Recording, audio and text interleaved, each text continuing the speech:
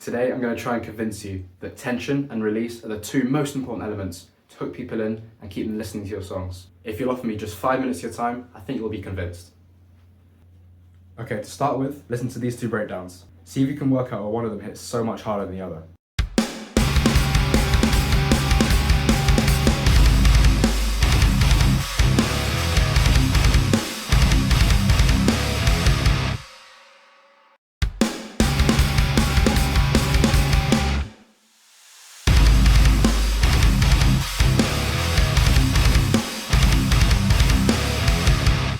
So we didn't actually do anything to the breakdown itself, did we? But the one with the gap feels so much more impactful.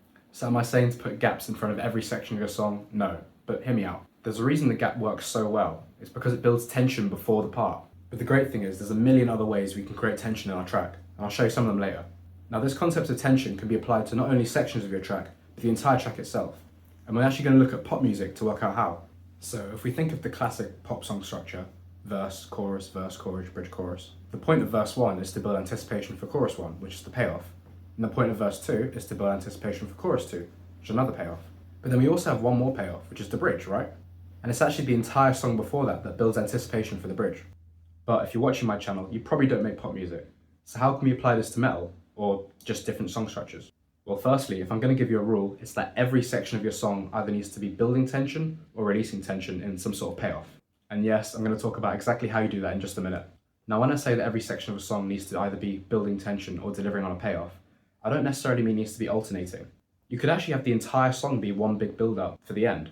For example, if we look at Bring Me the Horizon's Hospital for Souls, that's essentially what they do there. But you don't even need one big payoff at the end to have this work effectively. I'd rather not say by Boundaries is a great example of this. The whole song has these builds and then payoffs and then builds and payoffs, and they're all really small, but there's so many of them that the whole song feels really exciting. But then at the same time, you could have every song on an album build tension for the last song. There's a lot of ways you can do it, but everything needs to be either building tension or delivering a payoff. So if you got to this point in the video, I bet you're waiting to learn some of these techniques that you can use right now. But first, very quickly, I'm offering free music lessons for a limited time.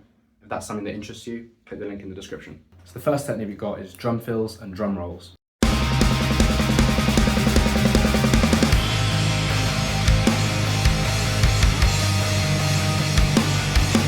So drums are just such an important part to get right during transitions.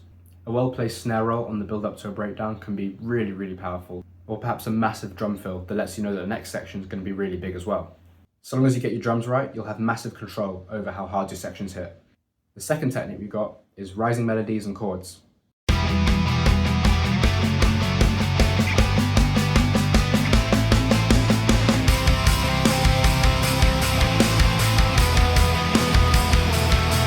So this works so well because we're literally raising the music up, we're raising the notes up, and it makes the song feel like it's lifting and then it has to drop somewhere.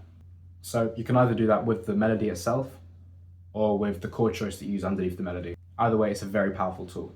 So next we got just dynamics changes.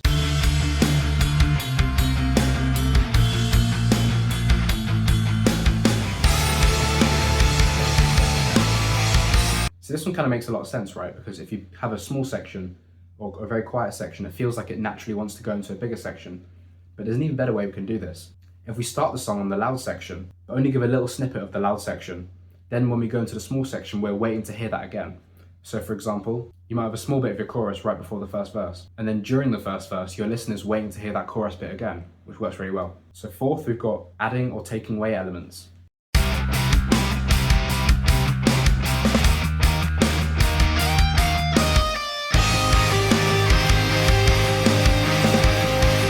So adding elements works because you're making the track bigger, you're growing the track, so it feels like it wants to go somewhere. At the same time, the breakdown I played for you at the start of the video had all the elements drop out. So actually removing elements from your mix can be just as effective. And finally, the fifth tip I'm going to give you is the 8-bar rule. So this basically says that every 8 bars, you should make some sort of noticeable change in your music. You know, too many times you get riffs that go on forever, nothing really changes in the music. So we want to make sure that we're either adding elements or changing the riff up or whatever it is. And it might not be 8 bars, it might be 6 bars, it might be 4 bars, but probably not longer. You want frequent changes in your music. Okay, come to the end of the video. Were you convinced? Do you want to see more videos like this? Drop a comment, I'll see you later.